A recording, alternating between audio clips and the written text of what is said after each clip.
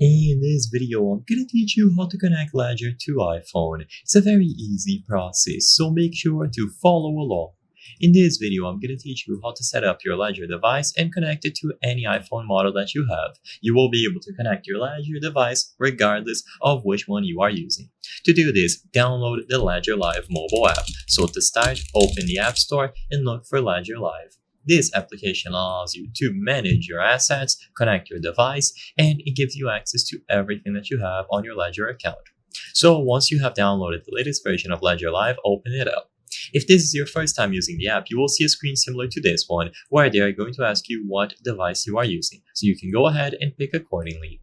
Once you choose the specific device that you will be using, they will guide you through the process. They will say hello, connect your Nano, synchronize crypto, and they will give you a general rundown of the process. Usually, this will be done using Bluetooth. If they give you the option to use a cable with an adapter, then you can go ahead and choose that instead, but for most people, I recommend using Bluetooth. They are also going to give you a warning. Check the box contents and be aware of the recovery phrase. It's needed in case of backup or if anything goes wrong, so keep all of that in mind.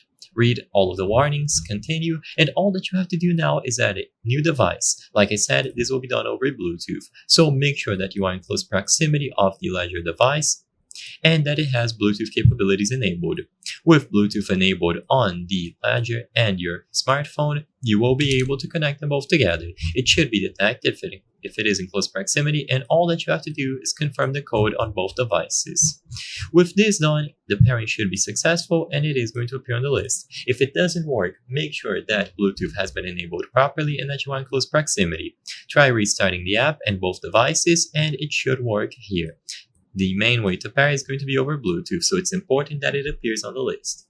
I hope I was able to help you in how to connect Ledger to iPhone. If this video helped you, please be sure to leave a like and subscribe for more very easy tips. Thank you for watching.